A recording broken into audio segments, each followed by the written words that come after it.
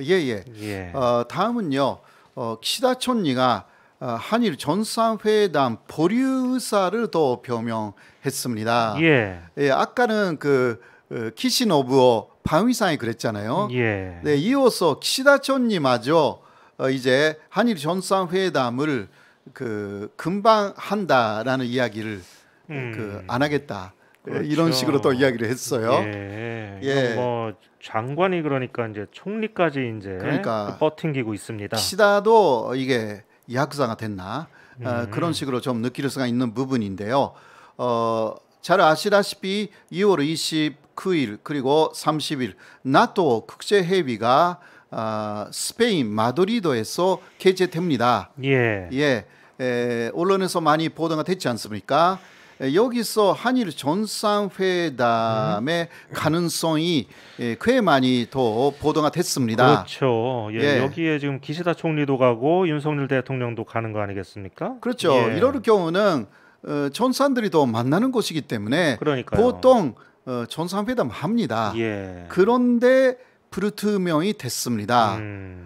이거 우리 윤석열 대통령의 입장으로서는 당연히 한일 정상회담을 한다는 것을 전제로 가는 그러한 나토 회의라고 할 수가 있습니다. 하고 싶겠죠. 예. 네. 뭐 왜냐하면 역시 정상이 만나야 바른 관계 개선이 이루어지기 때문이죠. 예. 자, 그런데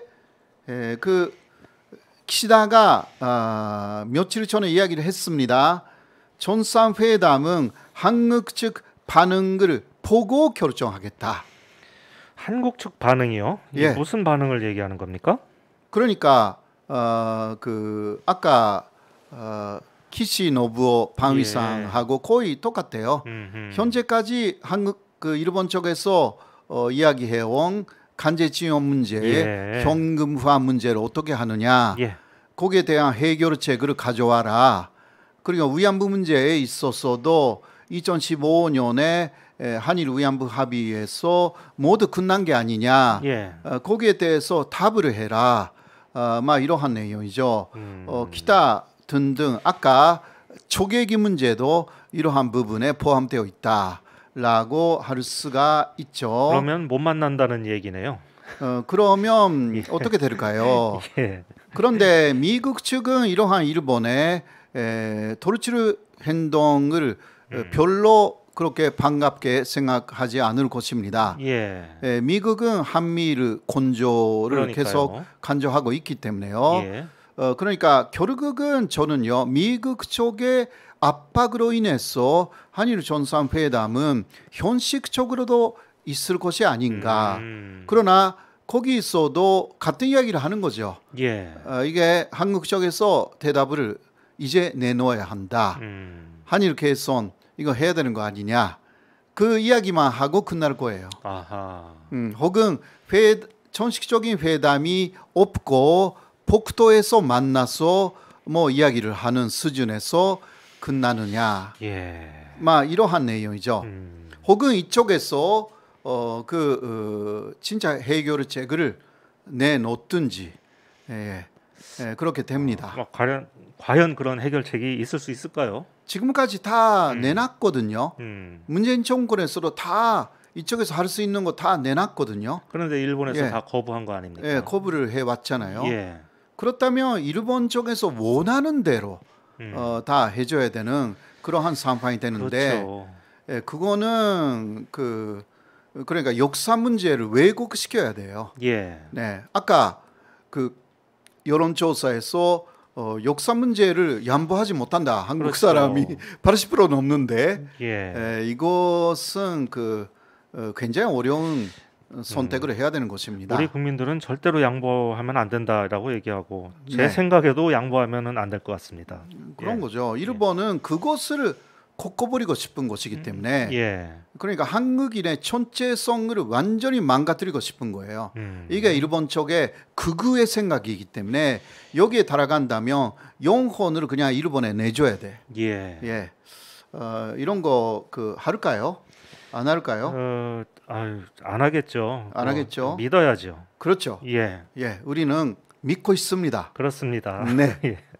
많은 분들이 믿고 있을 것 같습니다. 예. 예. 자, 독도 문제도 요새 불거졌잖아요. 네. 예, 그렇습니다. 독도도 좀 시끄럽던데요. 예. 일본의 주장은 어떤 주장이냐고 하면요. 다음 사진을 보시면 5월 28일부터 5월 29일까지 한국의 조사선이 해안 조사를 실시했는데 그거는 일본의 배타적 경제 수역 EEZ에서 실시했다. 일본에 대해서는 어떤 동의도 구하지 않고 불법적으로 해안 조사를 했다.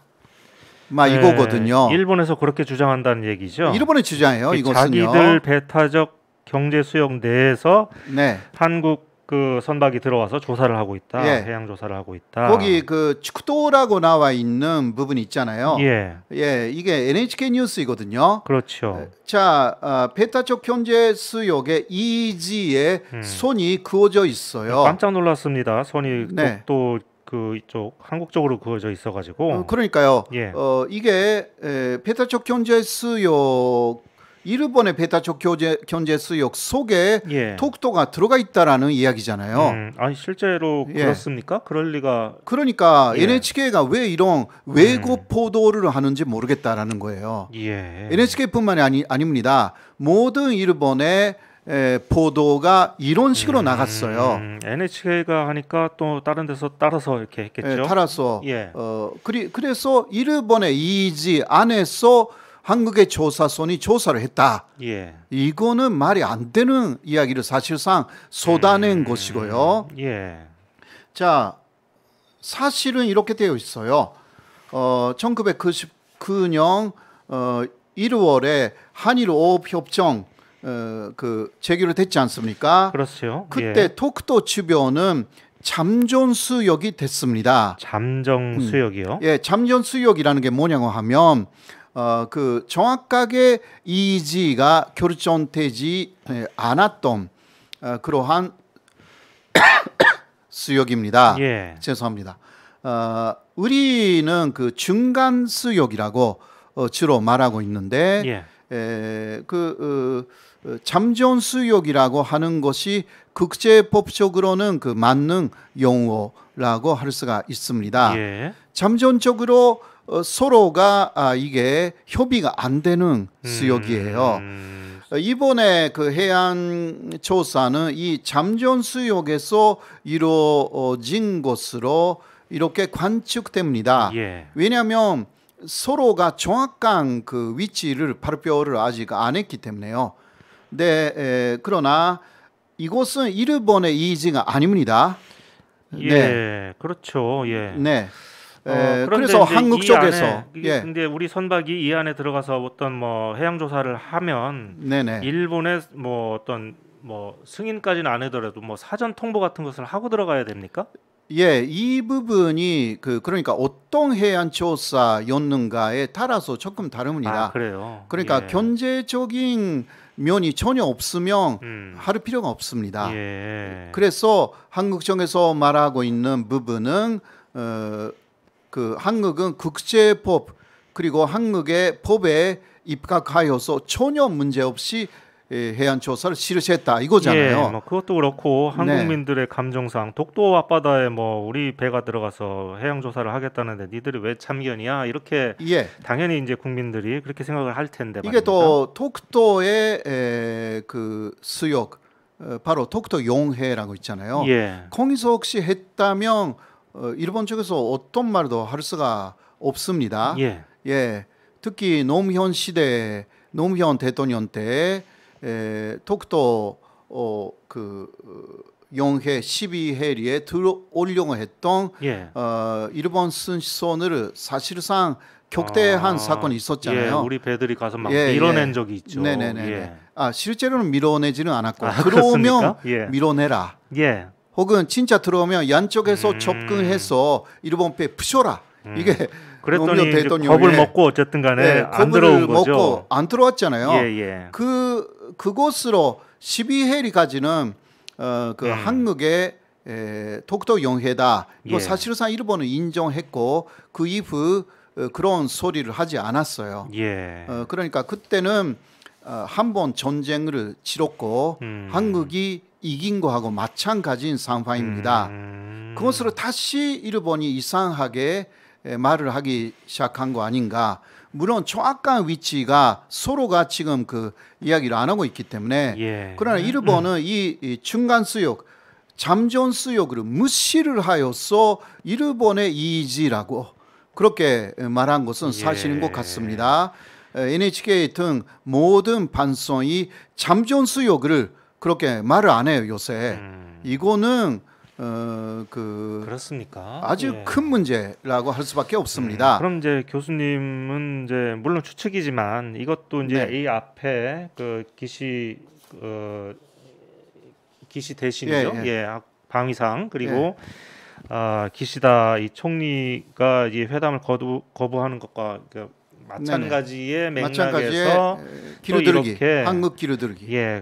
네. 일본 언론까지 이렇게 한국 길들이기에 나섰다 이렇게 보시는 거죠. 그렇게 말할 수밖에 없어요. 왜냐하면 이 잠전 수역을 무시한다라는 것 자체가 있을 수가 없습니다. 그러나 뭐 거의 오랫동안 이 부분이 거론되지 않았기 때문에 일본인들도 잠전 수역에 대해서 잊어버린 상태일 수가 있고요. 한국 사람들도 중간 수역에 대해서 잊어버린 상태일 수도 있습니다. 그것을 노린 언론의 상당히 문제가 되는 보도 자세다라고 일본 언론에요. 그렇게 할 수밖에 없습니다. 알았습니다. 어디까지 이런 왜곡을 하는지 앞으로 걱정이 됩니다. 한국 쪽에서 그 관계 개선을 한다고 하니까 마음대로 왜곡시켜 놓고 그 한국에 더 무리한 요구를 해올 가능성이 충분히 있습니다. 일본이요. 근데 이제 우리도 아니면 아니라고 이렇게 막 나서서 이렇게 계속 주장을 해야 되는데 아닌 걸 계속 지적하고 해야 되는데 너무 조용한 것 같습니다. 우리 측도. 그렇죠. 이런 부분이 그러니까 한일 관계를 개선해야 된다라는 것이 앞에 있어가지고 사실 왜곡은 뒤로 밀려나 있는 그러한 상태가 아닐까. 글쎄 언론들이 안 하면 교수님하고 저라도 계속 이렇게 떠들어야 될 것 같습니다. 자 아까도 이야기가 나왔지만 7월 10일 자미원 선거가 있죠. 자 키시다는 이것을 승리하면 일본 쪽에서 나오는 이야기가 황금의 3년이 기다리고 있다. 황금의 3년이요? 네네. 그러니까 큰 선거가 얻는 3년을 누릴 수가 있다라는 이야기입니다. 참의원 임기가 3년인가요? 참의원은 6년인데 50%씩 의석수를 3년에 한 번 바꾸는 거죠. 그러니까 다음 참의원 선거까지는 3년이고요. 중의원은 4년 아닙니까? 중의원은 4년이고 그게 지난 10월에 중의원 선거가 있기 때문에 그 중간에서 해산은 있을 수가 있어요. 그러나 4년 쭉 간다면 그 다음 3년간은 큰 선거는 없습니다. 정말 그러네요. 작년인가 했으니까 중요한 선거를. 그렇죠. 물론 일본 정치가 조금 불안정하게 움직일 경우는 뭐 1년에 한 번마다 중의원 선거는 있었어요, 사실. 그러나 그렇지 않을 경우는 4년까지도 갑니다. 지난 중의원 선거는 실제로 4년 만에 있었던 선거였습니다. 그렇습니까? 막바지까지 간 거죠. 그래서 그런 상황이 된다면 키시다는 이제 큰 선거 때문에 많이 좀 고민하지 않아도 되는 자신의 정치를 좀 마음대로 할 수가 있는 그런 시기가 온다라는 거죠. 그러나 조건은 참의원 선거에서 이겨야 된다 이거예요. 그렇게 되면 이제 더 이상 아베 전 총리의 그늘에서 이렇게 고생하지 않아도 될까요? 벗어날 수가 있다라는 이야기죠. 지금 거의 뭐 아베는 상황 같은 그런 역할을 하고 있는 것 같아요. 그렇죠. 아베가 뭐 여러 가지 문제가 있는데도 불구하고 해외에서 볼 때는 아베가 아직 존리인가 이런 식으로 움직이고 있지 않습니까? 맞습니다. 그리고 또 키시다가 외교는 아베에게 맡긴다라는 식으로 해서 사실 그 3월 말인가 그 싱가포르에 키시다가 가야 되는 그러한 시기가 있었는데요. 아베 전 총리를 대신 보냈습니다. 네, 그런 식으로 하여서 아베의 활동 무대는 오히려 키시다의 인정으로 인해서 넓어진 것인데요. 그리고 키시다로서는 참여연 선거에서 이기기 위해서는 극우파 쪽의 지원이 절대적으로 필요합니다. 그래서 지금은 아베 전 총리의 노선에 거의 그 키시다도 철저하게 따르고 있죠. 네, 그렇게 따르고 있죠.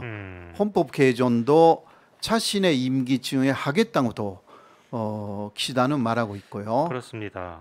그러니까 아베가 일단 키시다를 밀어보자 이런 식으로 나오도록 유도하고 있습니다. 그러니까 뭐 한일 관계 개선도 이 선거가 끝나야지 어느 정도 본격적인 작업에 들어갈 수 있지 않겠습니까? 네, 그런 한국도 거죠. 그렇고 일본도 그렇고. 네네, 맞습니다. 그러니까 저는 참여연 선거가 끝나면 참 재밌겠다 하는 그런 생각이 드는데 어쨌든 간에요. 오늘은 일본이 왜 이렇게 갑자기 뻣뻣하게 나오나 이런 거에 대해서 교수님과 함께 알아봤습니다. 저는요, 일본 측에서 이렇게 거만하게 이렇게 나오는 게 한국 길들이기라는 측면도 있지만 우리 스스로 이렇게 자초한 측면이 많다고 또 생각합니다. 가슴 아프지만요. 이렇게 뭐 취임 전부터 일본하고 관계 개선을 하겠다라고 몇 번이나 막 노래를 불렀기 때문에 마치 모든 걸 다 줘버릴 것처럼. 그러니까 한국의 가치가 그만큼 좀 낮아진 거죠. 그렇죠. 그러니까 좀 싼 값으로도 살 수가 있다. 뭐 물건이라고 하면요. 그렇게 되는 거잖아요. 그러니까 일본 측이 우리가 이렇게 해도 받아줄 수 있지 않을까라고 이렇게 생각할 수가 있죠. 그러니까 그 일본에서는 그 재고의 그 어떤 그 하고 싶은 말을 다 하는 것이고 그 층에서 몇 개만 거두어도 일본은 성공인 거예요. 그렇게 하는 거죠. 몇 개가 아니라 하나만 거둬도 성공이죠. 그렇죠. 성공이죠. 이게 그 트럼프 판식이거든요. 트럼프 한때 상당히 많이 배운 것 같아요. 그런 것 같아요. 이쪽은 그 너무 순진하게 하면 안 됩니다.